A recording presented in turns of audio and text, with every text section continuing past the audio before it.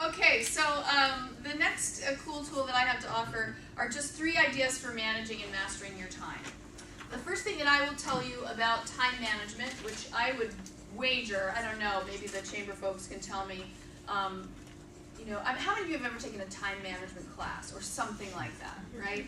I mean, because we all get sort of overwhelmed about, you know, how we're managing our time or not managing our time.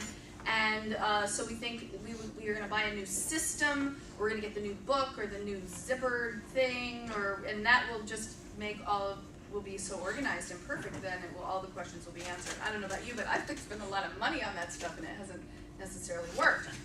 So there's 3 things that I do and that have really helped me, which I think also can impact many of these things around you know, accelerating your business. The first thing is I use something called Top 3, and you've probably heard about this, but I use this religiously and it works. So Lisa, just for the heck of it, how many things are currently on your to-do list, would you estimate? 8, 9? 8 or 9, okay, wow, she's good. Who has more than 10 on your to-do list right now? Anybody have more than 1 full page? Anybody have more than 1 full page on your to-do list? Oh, if some of you are like, to-do list? All right, well, I'm a list maker, right? And so a lot of times I will have things that go not only on 1 page, but you flip it over, it's on the other page, right? All of these things are going on. Or, you know, because, you know, my director, Philip, said, no, you must use Google Calendar. I can't manage your calendar without that. Then now they're electronic. I have an electronic list that just scrolls and scrolls and scrolls, right?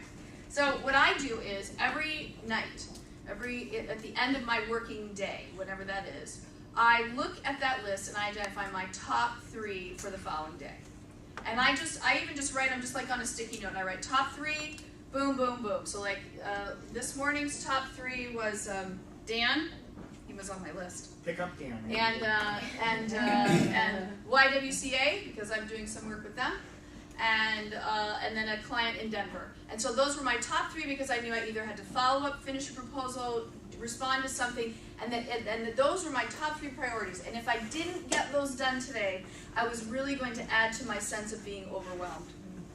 So there's also a psychological component to the idea of having a top 3 and being able to cross them off the list, because you still got those 42 things on there, quite frankly, right? But when we are, you know, one thing Alan says to us is move 3 things forward a mile instead of 100 things forward an inch. And all of us do that. We are trying to, you know, multitask, or we're trying to do whatever, and it's just completely overwhelming. So top 3 really works. Public speaking is the #1 fear of people in the world. Did you know that? Death is number 2. Okay. So I'm guessing that in a room like this, there are a few people who may say, boy, I really don't want to get up in front of a group. It is the #1 way I have brought in business in the last 5 years, is by being in front of a group and speaking. My goal, and so you want to see how many people rush up to me at the end, is my goal is that there's at least 2 people who come up after a presentation and say, we need to talk. And that's usually what happens. In fact, I've got a new client from just the last time I got up and gave a presentation on consulting to a group of authors. I don't care what your business is or what your industry is. There is somebody, someplace, somewhere that you can get up and give a presentation on the value to those people. What you do that brings a value. I saw a lady from Aflac. Can I give you a little props on Aflac? Sure. Okay. There's a lot of things that Aflac does in the health industry. It's not really insurance, but I'll just say from kind of an insurance type of a standpoint that you can talk about that relates to making sure that people are able to financially survive a crisis.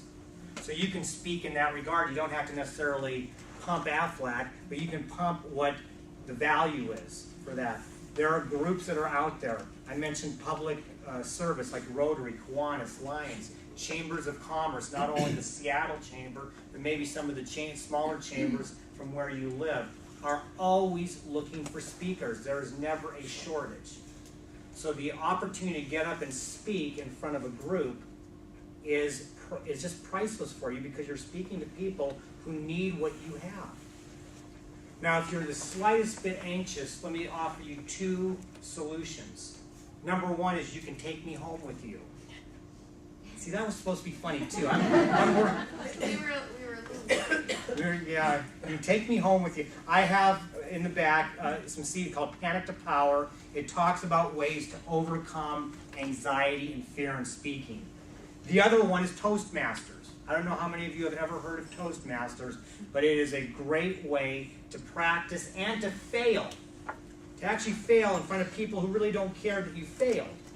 And to build that self-confidence. So I highly recommend that whatever it is you do, find opportunities. You'll be surprised. There are groups out there begging for speakers, and you all have something of great value to offer. I don't know what it is because I don't know each one of you, but I know that each one of you has something of value to offer to a group.